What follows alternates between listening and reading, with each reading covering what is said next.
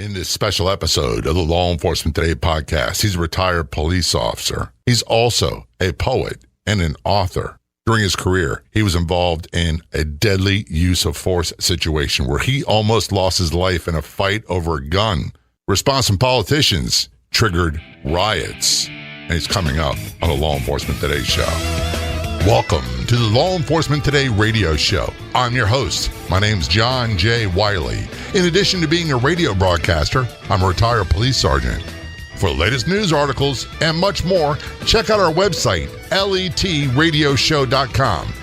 In the Law Enforcement Today show, we'll be joined by special guests. We'll be talking about their experiences and issues affecting law enforcement officers, first responders, their families, their community, and victims of horrendous crimes. Be sure to like us on Facebook. Our page is Law Enforcement Today Radio Show. Check out the daily articles on our website, letradioshow.com. And while you're there, download our free app.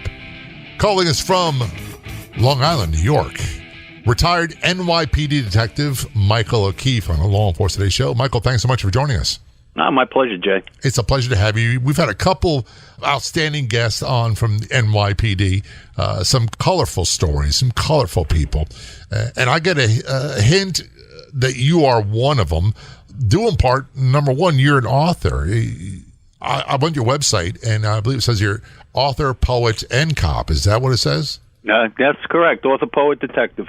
Well, for people looking on the outside who don't know police, who only go by the Hollywood stereotype that they put out there, they would think that that is odd. And the reality is it's not. It might not be odd, but it is fairly unique. I mean, I put it on my business card, and people do double takes all the time. I think the only thing that's really, really maybe unique about it's poet. Now, if you start like quoting poetry to me, I might freak out a little bit. No Dylan Thomas today. Okay, good. We want to talk about your book before we get into details of our conversation. Your primary novel, and it's a novel. It's called Shot to Pieces. Tell us about that. Yeah, Shot to Pieces is my first novel. It was after I was disabled in 2010 and had to retire. Spent about 2 or 3 years threatening to write a book, and my wife finally bought me a laptop, threw it at me, and said, "Write the thing." And Shot to Pieces is largely autobiographical. It kind of profiles my career, but it's a much larger story. It tells an emotional story about a detective who's severely challenged by his upbringing and misfortune that he encounters in life. And every time he seems like he's got happiness within his grasp, he goes and sabotages it, which is not uncommon for a lot of cops. It's not. You and I have known guys. I always say this half jokingly. Yeah. There were guys I worked with in Baltimore. They came from Ohio or somewhere else because they were recruiting from everywhere, and they were like altar boys. They were so squared away, so happily married, and then 3 years later, they're divorced and are living in a basement with a stripper. And you're like, what the heck happened to you? Yeah, well, fortunately, it didn't get to that extreme for me. But basically, I wrote my own story. I kind of made it a novel because I didn't want to be constrained by anything as mundane as the truth. Right. I'm a big believer, as most Irishmen are.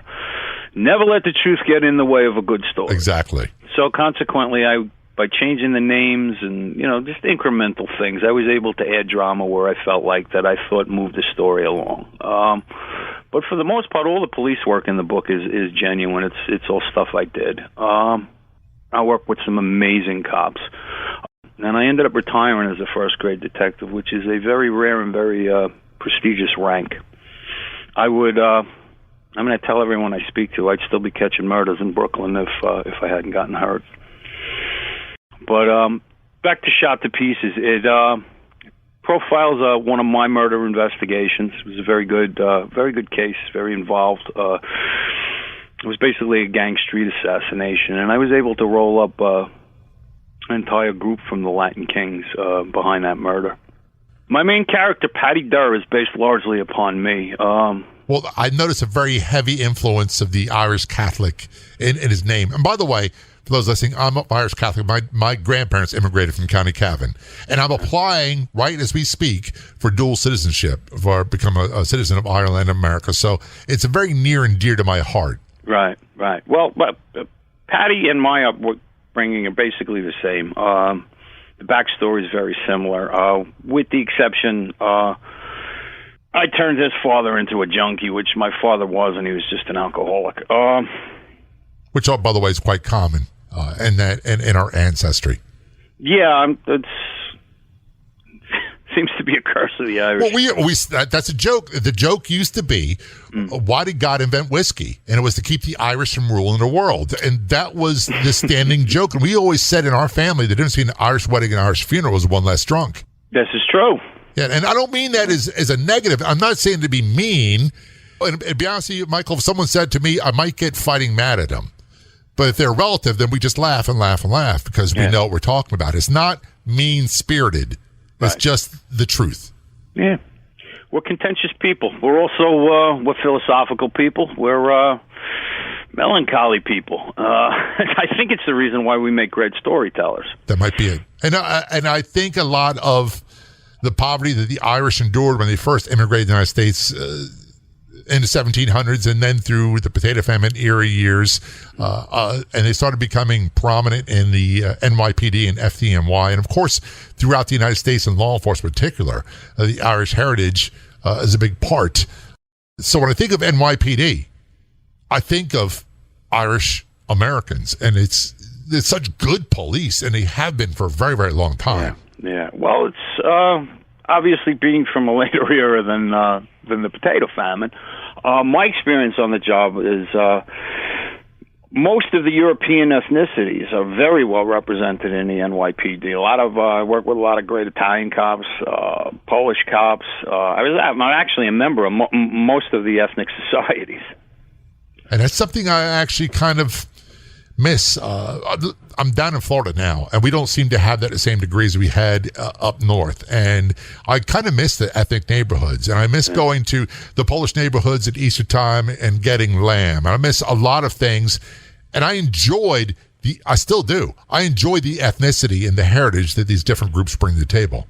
Yeah, well, I mean, I grew up in Brooklyn, and it was, we were all butt-edged against each other. So, we were familiar with each other, and then the police department is really an extension of those old city neighborhoods. And more recently, you've had your Latin influx, and NYPD's gotten very Dominican, which is cool. It's very helpful to be able to speak Spanish. Absolutely. Yeah, and it's probably the most integrated society you're ever going to walk into any police station house in the city of New York now, and it is probably the most integrated environment you'll ever walk into. That's one of the things that we joke about back in 1980 when I was a rookie. And we had Muslims, we had East Indians, we had Jews, we had gays, we had lesbians, we had and no one cared. Yeah, we gave each other a hard time. We teased each other. That was part of the camaraderie we had. All we cared about was if I needed help, I was in a battle. All you could do, if you were smallest female, just grab a hand of the bad guy. That's all we cared about. Do your job. Get on the radio. And it's been that way forever. Give me some more backup. Yeah, it was. No one cared that you were different. It was, and still we hear about it in the news all the time that there is ethnic and racial problems and that people walk around viewing each other differently. I can tell you honestly, my experience in police work was not that way, and I suspect the same for you. Yeah, no, I mean, it's not within the department. There were basically two types of cops. We were all the same, but there were two types. There were those that had their head in the game and were going to do the job, and then there were the others that were kind of stealing their paycheck, and you stayed away from them. Yeah. Exactly. And some of them started off with their head in the game, and then towards the end of their career, they're like, I'm done. My experience with most burnout cases, they were going to burn out anyway. Absolutely. They really weren't meant to be cops. Before we go to break, because there's so much we're going to talk about, I want people to get information about where they can get your book, get more information, yada, yada, the easiest way to get my book is to go on my website, michaelokeefeauthor.com. And you'll scroll down, you'll see all three books there, and there is a single link to my author page on Amazon, and all three books are available there. Now, you got Shot to Pieces is your first novel. What are the other two?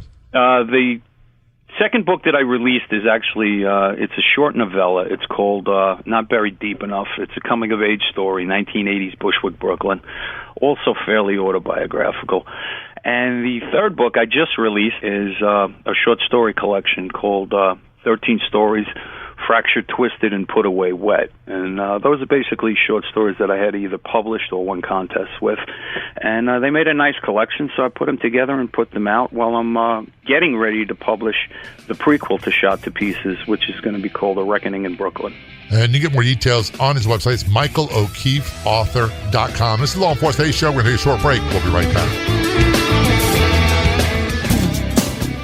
One of the most frequent questions we see is, where can I find great podcasts? Do you have any suggestions? Yes, we do. So we decided to start our own podcast network on Law Enforcement Today. That's right. You can find top podcasts about law enforcement on our website and our free app. Go to letradioshow.com, click the Be Heard tab, and there you'll find the LET Podcast Network. We'll be adding more podcasts from first responders and more. Again, to find the Law Enforcement Today Podcast Network, go to letradioshow.com and click on the Be Heard in our menu, or download our free app today at letradioshow.com.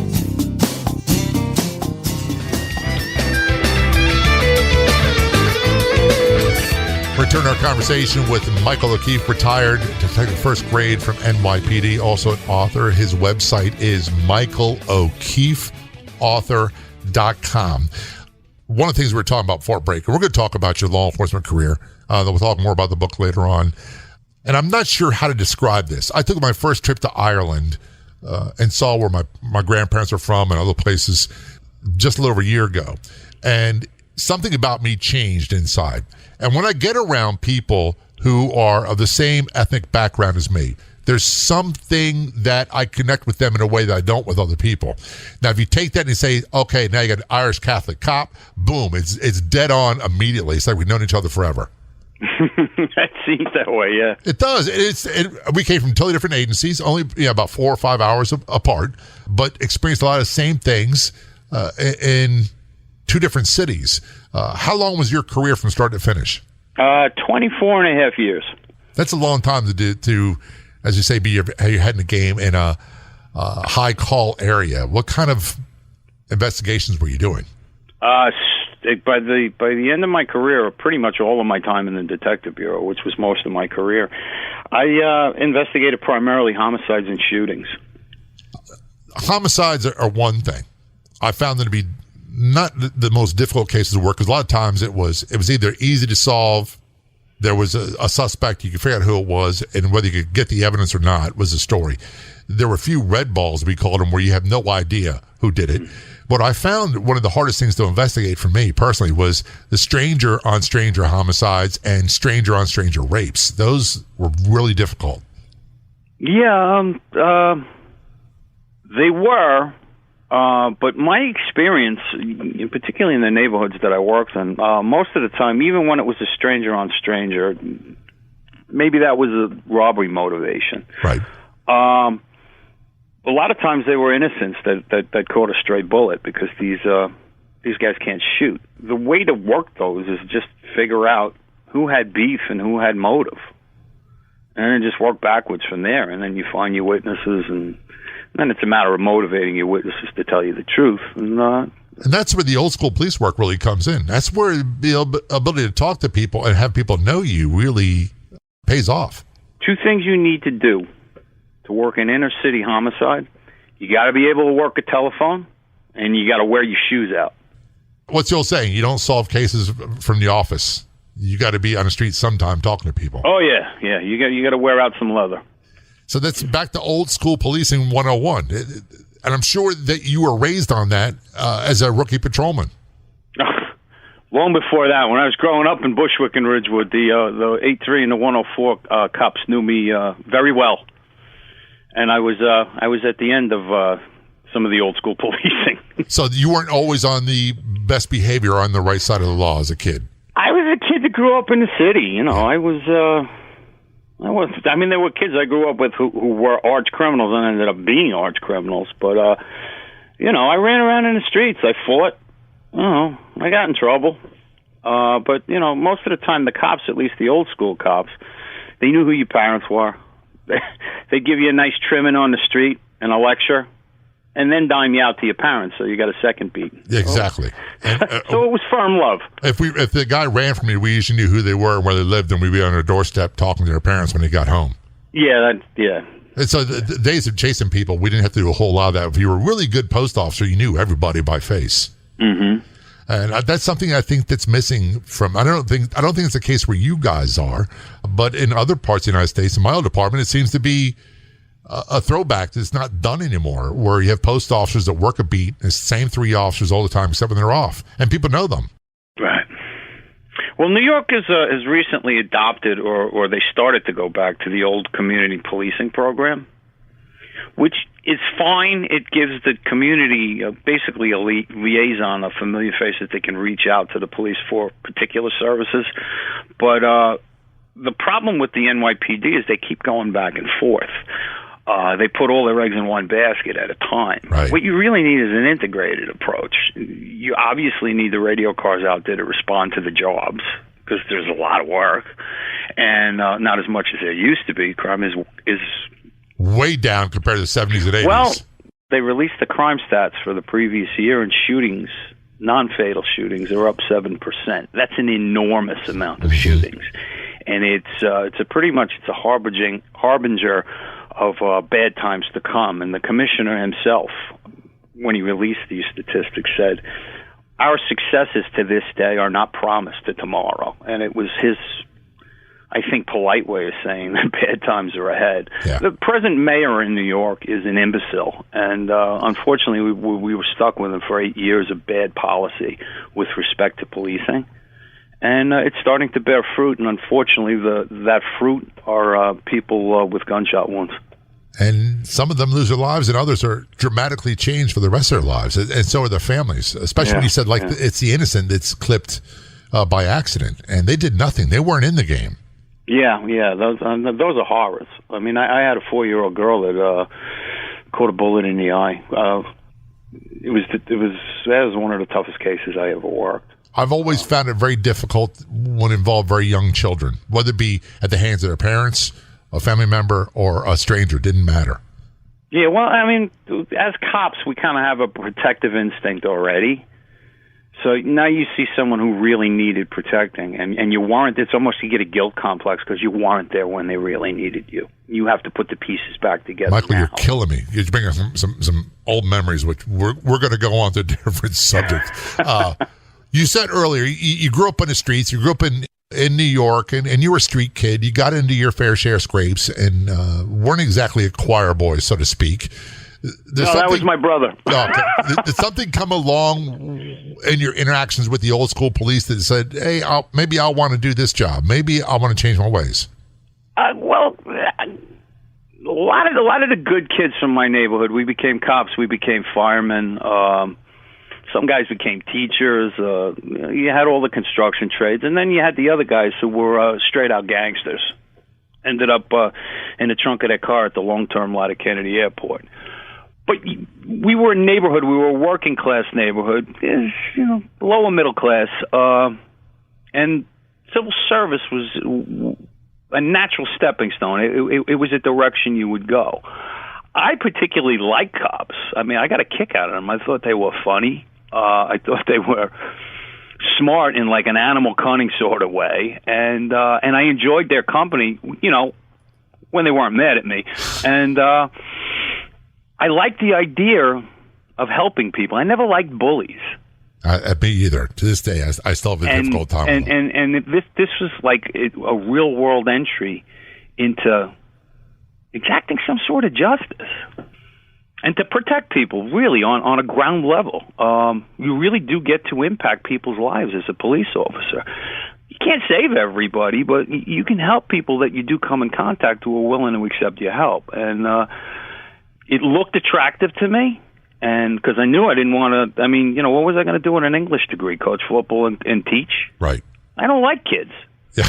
Which isn't really true. I'm a football coach now, but it's not something I wanted to do. I couldn't see myself for the next 40 years working in a classroom, or for that matter, construction. I mean, I can't stand the winters. Yeah, no, up there especially. We'll take a short break. We are talking with retired NYPD Detective Michael O'Keefe, also an author. This is Law Enforcement Today's show. We'll take a short break. We'll be right back.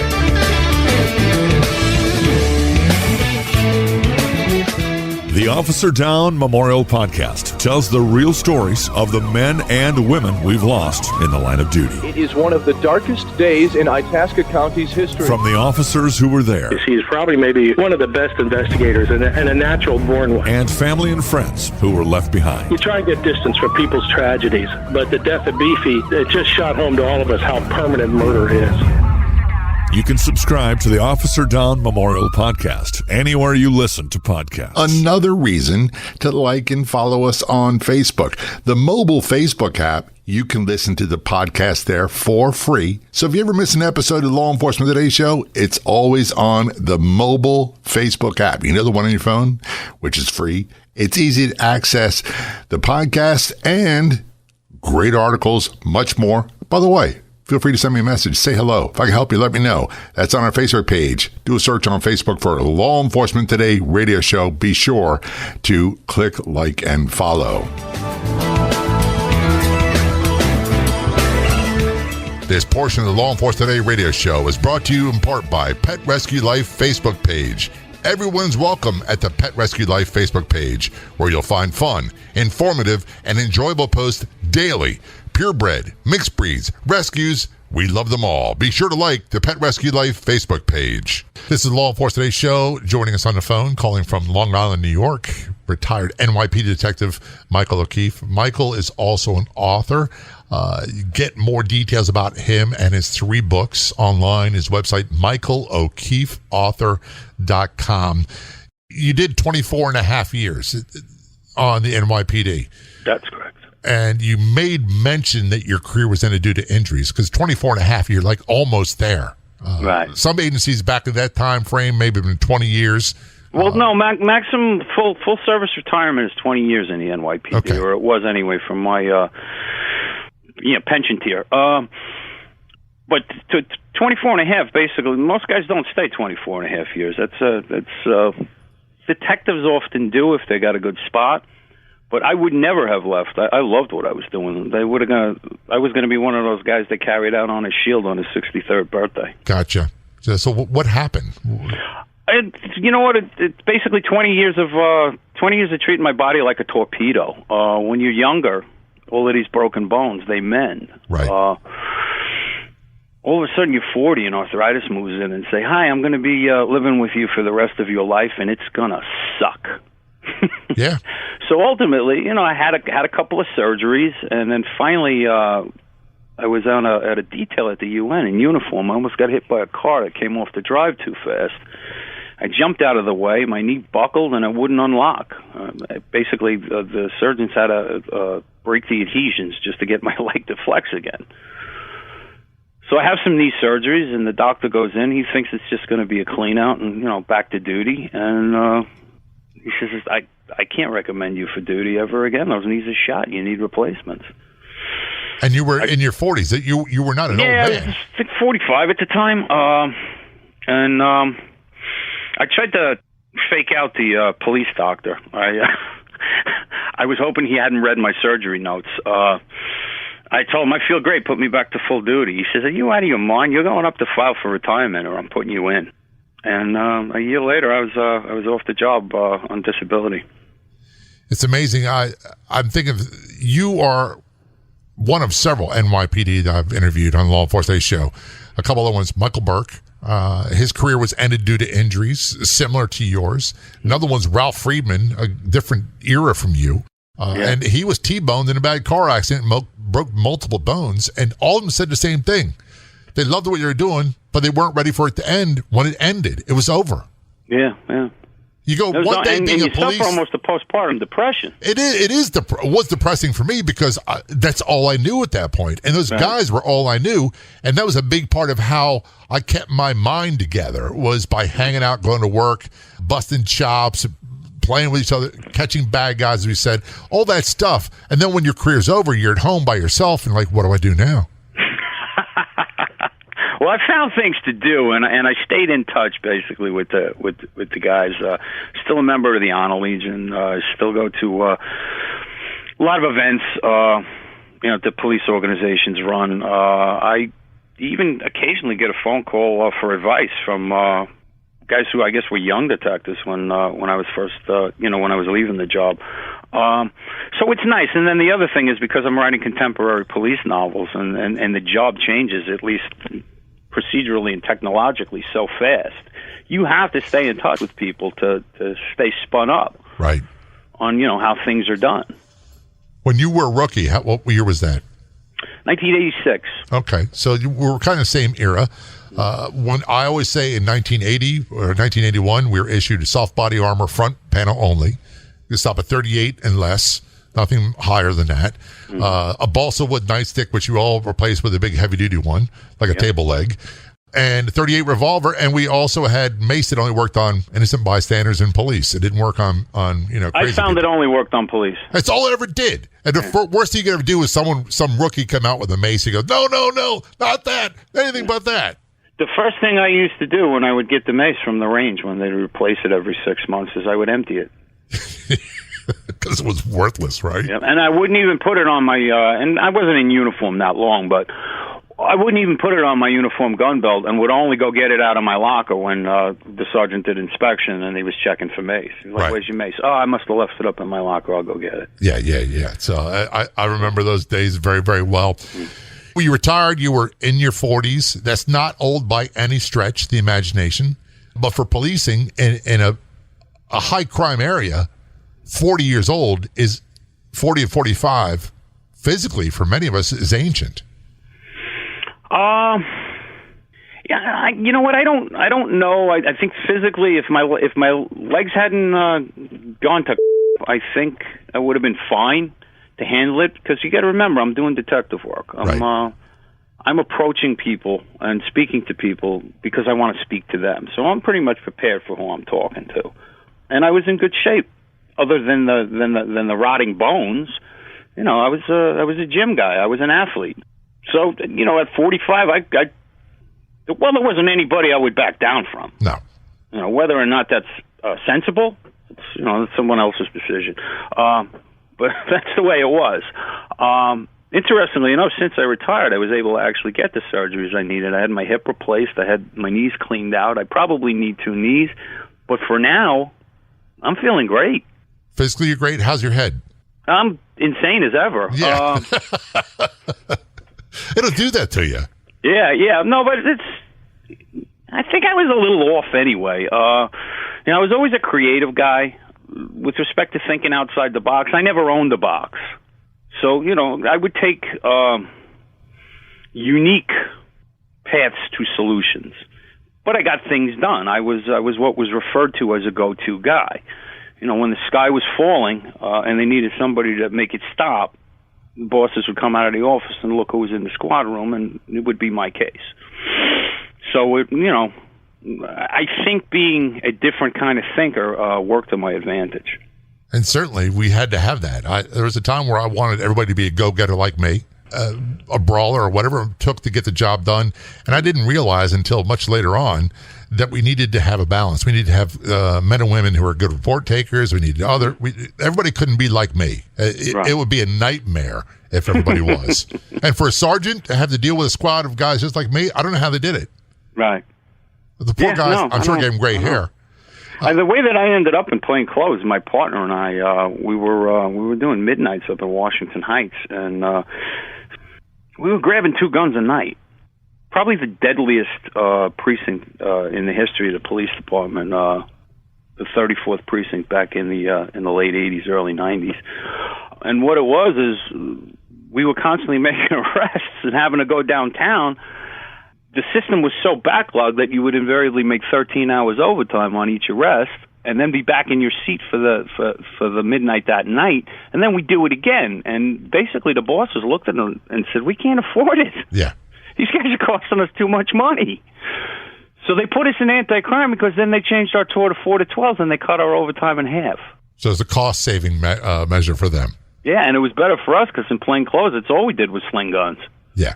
And for us, it was nonstop. How many do you think you would take off? I'm not talking about the mom and pop who didn't have a legally registered gun. We knew those people, and they weren't criminals, so we didn't mess with them. Oh, I never touched them. I only got street criminals. The street criminals with guns. How many do you think you took off the street a year? It's difficult for me to say. My anti-crime team was 8 guys, and after the riots in Washington Heights, one of the chiefs actually had to do a report on our anti-crime team. And what he came up with is, in the history of the anti-crime program in the NYPD, which is basically plainclothes violent crime interdiction, my anti-crime team was the most prolific in the history of the police department.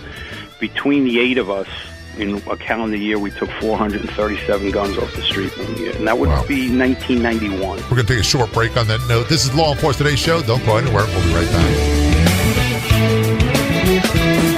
Missed an episode of Law Enforcement Today? You don't have to anymore, because now you can listen to it on Podopolo, the free new app that makes listening anytime, anywhere so easy. Catch up on shows you've missed and chat with John J. Wiley right there, too. Download for free on the Apple or Google Play stores. That's Podopolo. And John J. Wiley wants to hear from you inside Podopolo.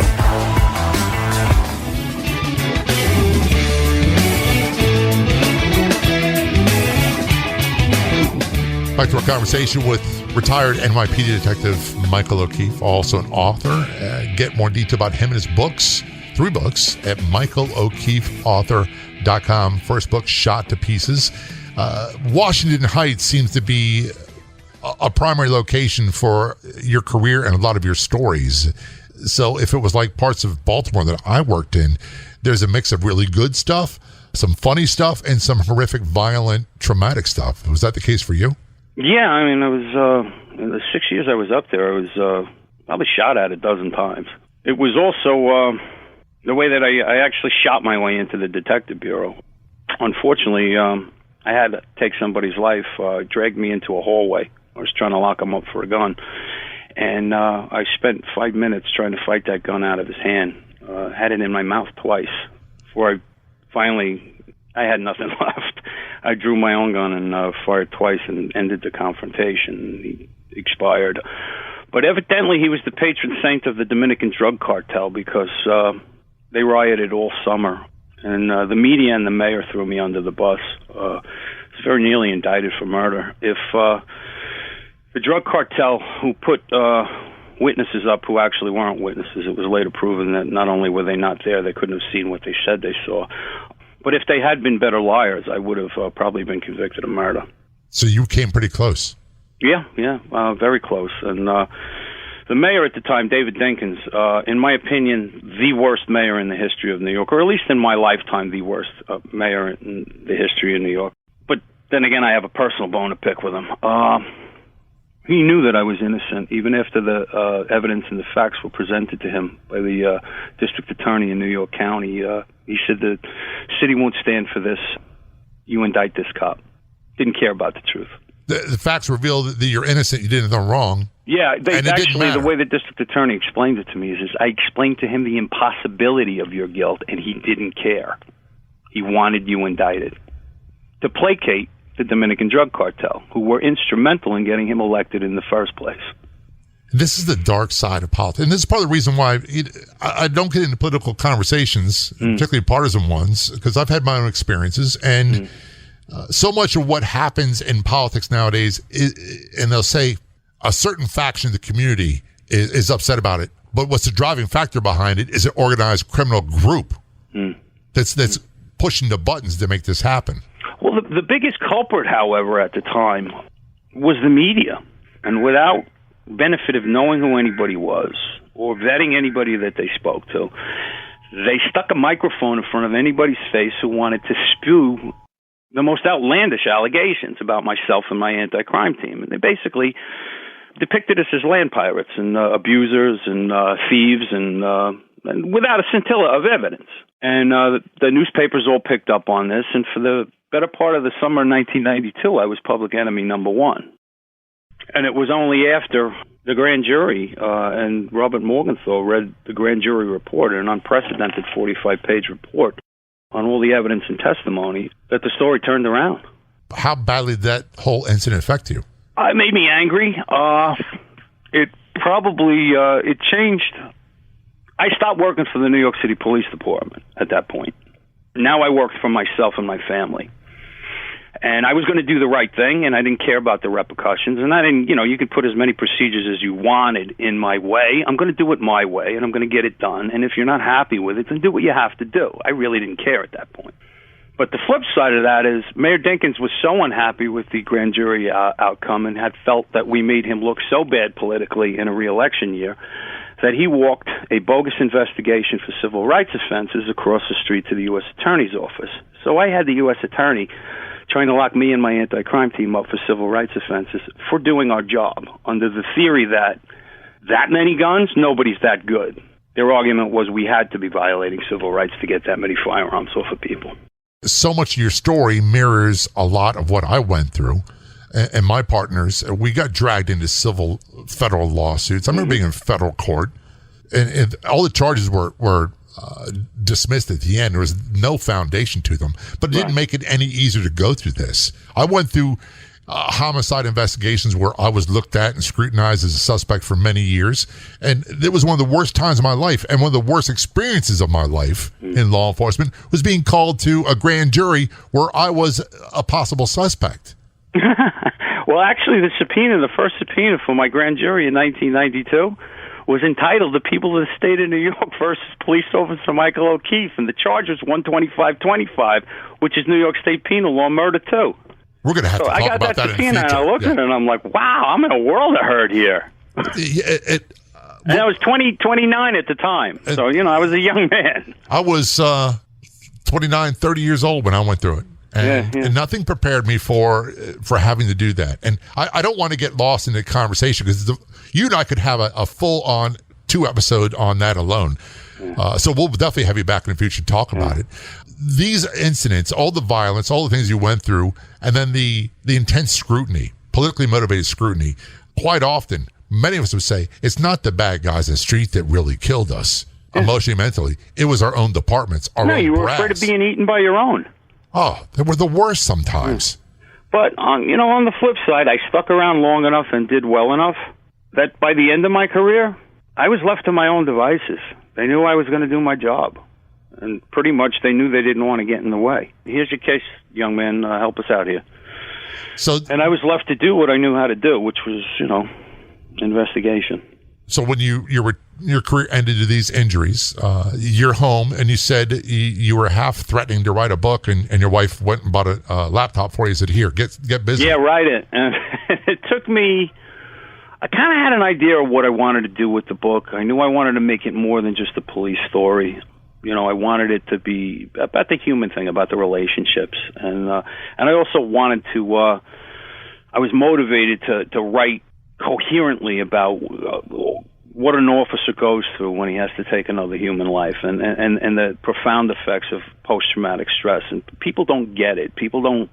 You really couldn't know how horrible it is until you've had to go through it. And at the same time that I'm wanting to put this down on paper, to write it, to have people understand, to have that point of view, Black Lives Matter is coming out with this incredibly ridiculous false narrative that the police are actually out there looking to kill people of color. Right. It's bizarre. It's antithetical to human nature. Right. And I hope that my examination of it in Shot to Pieces makes that point clearly enough. I think it does. But will people listen to it if they read it and they get it? Will it open some eyes and go, I never thought of it that way? Yeah, I've had a lot of civilian readers that didn't understand the trauma and the lasting effect and the corollary effect of post-traumatic stress. It affects everyone around you. It affects your family. I mean, I almost murdered my wife from a flashback nightmare when I tore the post off the bed and almost killed her with it. She had to throw pillows at me to wake me up. And I know it's pretty frightening. I know you're laughing. Probably because you cry if you really had to talk about it emotionally. Yeah. Well, actually, I cried writing that part of the book. I actually cried while I was writing it because I was in that place again. You're so right.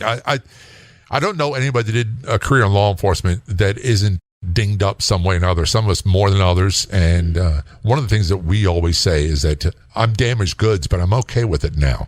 I wasn't always okay with it, but I am now. And when I meet people that are like me, that are damaged goods as well for the same reasons, I'm really okay with them. Right. Maybe I get them more than they can explain themselves, and vice versa. But these things are clearly outlined in your book. We're running out of time. Before we leave, give the title of the book and where people get more information and what other projects you have coming up. Yeah, again, the novel, Shot to Pieces, is available. Easiest way to get it is on my website, michaelockeefeauthor.com.